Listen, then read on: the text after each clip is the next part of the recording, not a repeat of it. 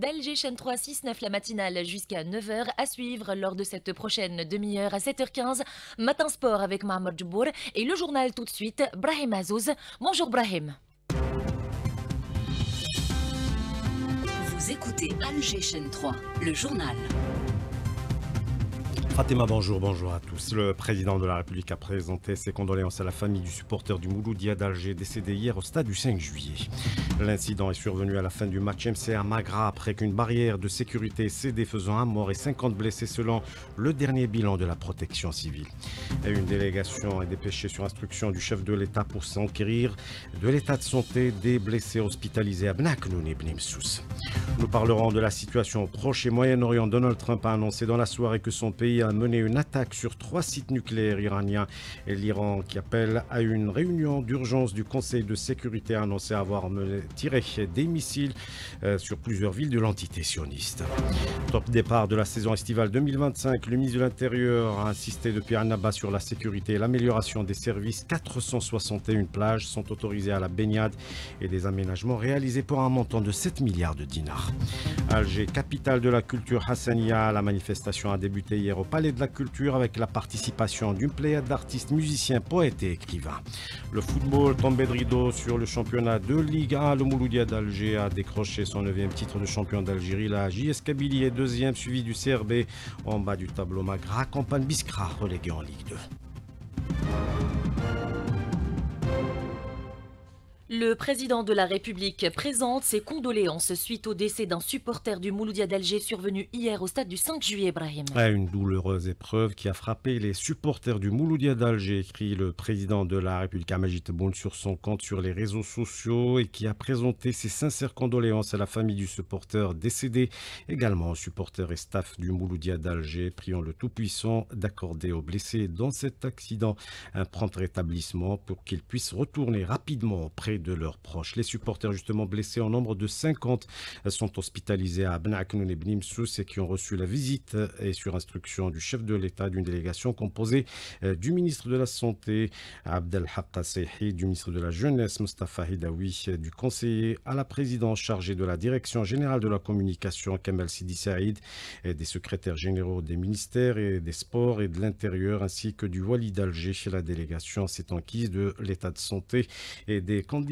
de la prise en charge des blessés. La protection civile qui a actualisé, pour rappel, le bilan des blessés qui passe de 11 à 50. L'incident est survenu, pour rappel, après qu'une barrière de sécurité ait cédé et après le coup de sifflet final du match provoquant la chute des supporters. La protection civile est intervenue rapidement pour apporter secours aux blessés. Et on s'arrête ce matin également sur les derniers développements au 9e jour de l'agression sioniste sur l'Iran. Donald Trump a annoncé dans la soirée que son pays a mené une attaque sur 3 sites nucléaires iraniens, précisant qu'une charge complète de bombes a été larguée sur le site nucléaire de Fordo. Trump qualifie ces frappes de réussite et l'Iran, qui appelle à une réunion d'urgence du Conseil de sécurité, estime qu'il n'y a pas de danger pour la population.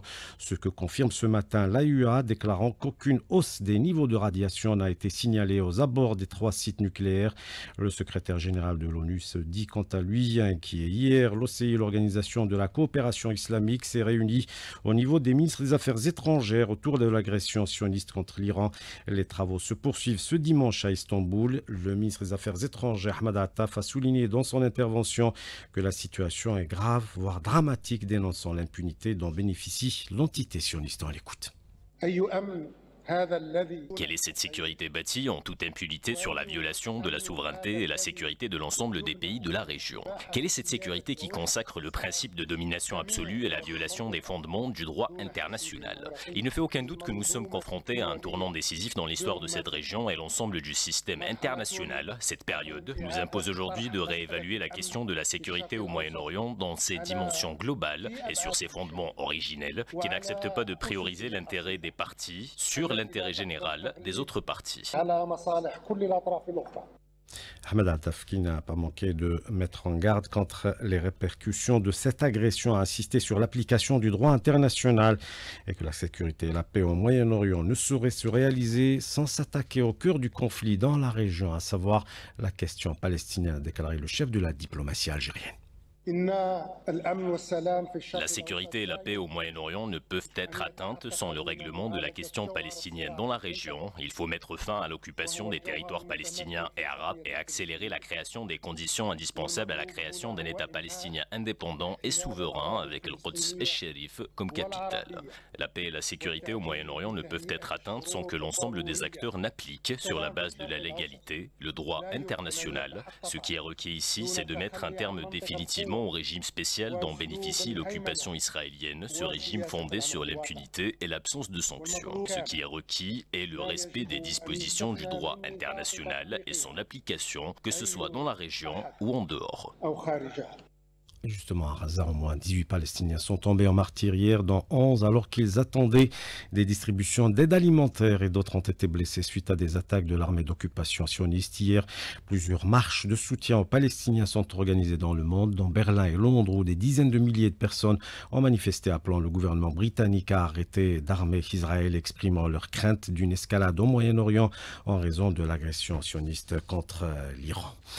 La saison estivale est lancée hier depuis les plages de Annaba par le ministre de l'Intérieur, Brahim Rad, a déclaré que cette année, 461 plages sont autorisées à la baignade, soit 13 de plus que l'année passée. Des travaux d'aménagement sont effectués pour un montant de 7 milliards de dinars. C'est ce qu'a indiqué le ministre de l'Intérieur qui a mis l'accent dans son allocution sur la sécurité à travers un plan opérationnel et précis qui a été mis en place par les services de sécurité. Le ministre de l'Intérieur. Le cadre organisationnel a contribué à améliorer les conditions de la gestion des plages et à consacrer la gratuité de ces accès, notamment après le recul observé dans l'exploitation anarchique de ces espaces et l'amélioration des prestations de services offertes aux estivants, en plus des communes qui ont apporté leur contribution pour la réussite de cette opération. Je saisis cette occasion pour réitérer notre détermination à renforcer le contrôle sur le terrain et le suivi quotidien de la part de tout à chacun pour garantir le principe de la gratuité de l'accès aux plages et de lutter contre toute forme d'exploitation illégale qui affecterait le bien-être des estivants sous peine de mesures coercitives conformément à la loi contre les contrevenants.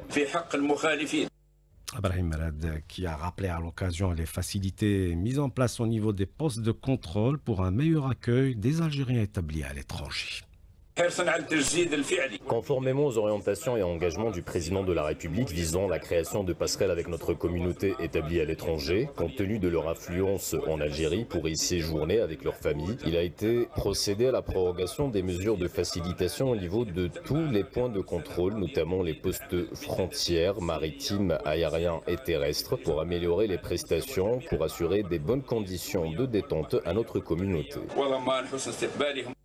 Et parmi les wilayas les plus prisés par les estivants, Mostaganem, où le front de mer a connu des travaux de réaménagement qui ont embelli davantage cette ville côtière de l'ouest du pays. Yamila Hamdouni, notre correspondante sur place.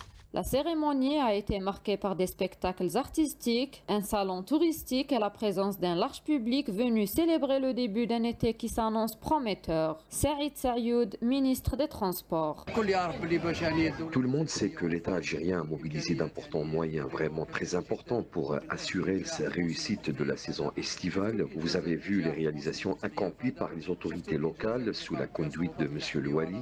Au niveau de cette wilaya, ce sont des réalisations de grande valeur, des réalisations majeures qui ont transformé le visage de cette wilaya côtière. La réhabilitation de la façade maritime de Sablette avec ses aménagements modernes donne à Mostaganem un nouveau visage tourné vers le tourisme durable et l'accueil des estivants. Celui qui viendra à Mostaganem cet été découvrira une wilaya différente de celle qu'il connaissait en raison des réalisations et des aménagements effectués sur son front de mer. Nous espérons que les Algériens cette année trouveront ce qu'ils recherchent dans leur propre pays afin d'éviter de se tourner vers d'autres pays. Ce que nous voyons aujourd'hui à Mostaganem n'est pas très éloigné de ce qui existe dans ces pays. Le ministre des Transports a profité de l'occasion pour réaffirmer l'engagement de son secteur à garantir des déplacements sûrs et confortables cet été avec la mobilisation de moyens dans les gares, les ports et l'ensemble des infrastructures de transport. De Mostaganem, Yamina Hamdoud pour Alger 3.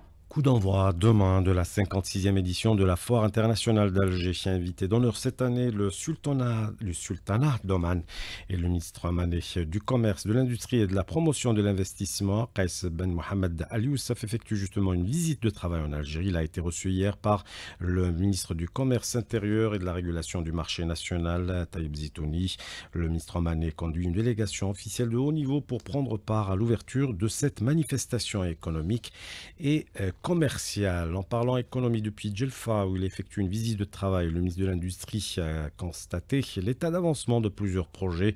Sifiri a annoncé l'entrée en service en juin 2026 d'une unité de production de levure industrielle. L'Algérie, pour rappel, importe jusque-là pour près de 100 millions de dollars de cette matière annuellement. On écoute le ministre de l'Industrie.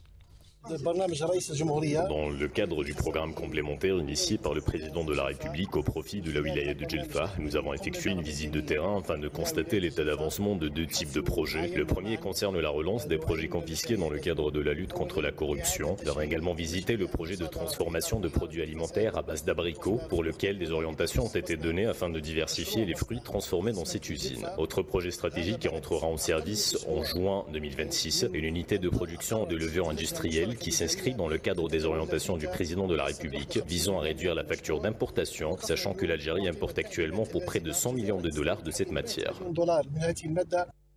Une délégation du FMI est présente en Algérie pour plusieurs jours afin de rencontrer plusieurs responsables et d'institutions et aussi des parlementaires.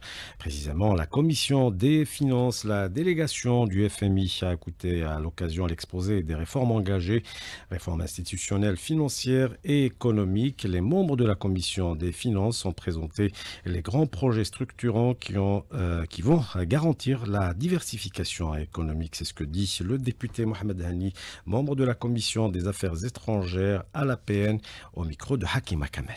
Nous avons parlé des perspectives de notre économie en parlant de la sortie des hydrocarbures et le développement de la production nationale, et en précisant que l'endettement est plutôt un endettement interne dans le public et non pas externe.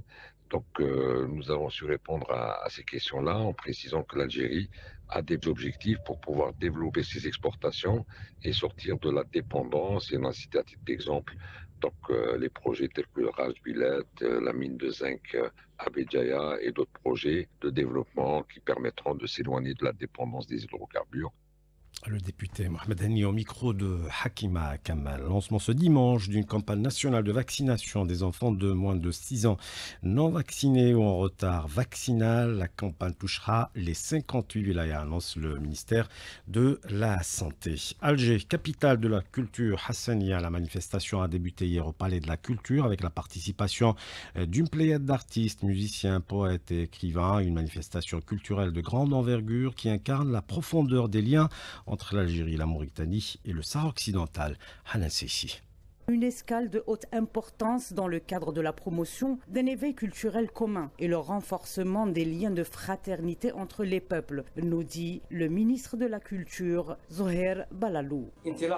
En abritant cette manifestation, l'Algérie, qui reprend le flambeau du pays frère, la République islamique mauritanienne, n'est pas qu'une passation symbolique, mais la concrétisation de la profondeur des liens unissant tous les peuples frères qui se rejoignent dans cet espace culturel. En ce sens, l'Algérie réitère son engagement à accompagner et promouvoir la diversité culturelle, étant un socle identitaire national, dès lors où la culture hassania demeure un élément omniprésent à travers plusieurs régions du pays.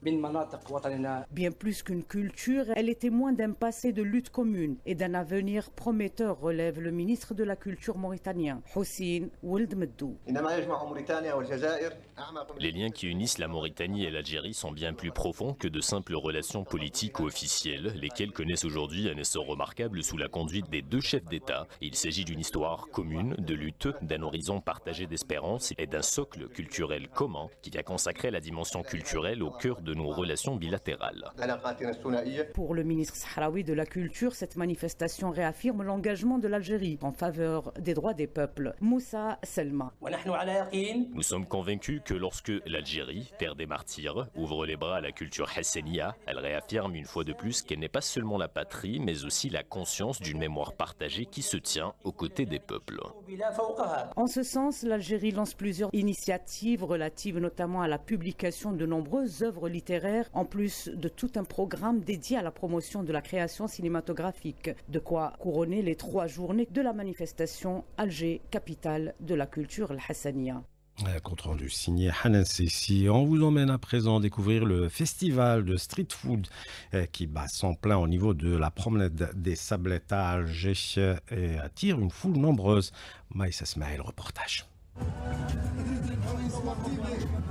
Le festival a ouvert ses portes il y a quelques jours. Je trouve très intéressant, ce qui est remarquant, c'est qu'il y a beaucoup de jeunesse, beaucoup de restaurateurs jeunes qui se lancent dans des projets, c'est pas mal. Ce que j'ai adoré le plus, c'est les produits tiroirs. C'est super sympa, malgré ce rana, mais on s'amuse, il y a plein d'activités. Il y a vraiment pour tous les goûts, qu'il y ait une asiatique, qu'il y ait une européenne. Pour Nabil Filali, ambassadeur de l'événement, il s'agit d'offrir aux visiteurs un véritable voyage culinaire au cœur d'Alger. Il y a plus de 61 de restaurateurs qui ont participé avec plusieurs spécialités, l'asiatique, l'italien, la cuisine algérienne, il y a eu la garanteta, il y a eu le mhajeb. Donc il y a un petit tour du monde en un seul endroit. Dans les stands, la street food reflète une Algérie cosmopolite. On peut y retrouver des saveurs asiatiques. Nous avons le chinois, tout ce qui est ramen, les nouilles et tout ça. Côté japonais, tout ce qui est sushi, les nems et tout ça. Et nous avons des grillages avec du poisson, du poulet. Ou encore espagnol. La paella et les crevettes sautées et les fruits de mer. Sans oublier des propositions plus healthy qui séduisent un public de plus en plus attentif à son alimentation. Une bonne variété entre les plats, les sandwichs, les burgers, les sucrés, les salés, mais une version healthy. On a une nutritionniste qui est responsable de chaque plat. Mais la cuisine algérienne reste à l'honneur à travers des plats emblématiques. On est venu proposer chouchouf msilia, bourek,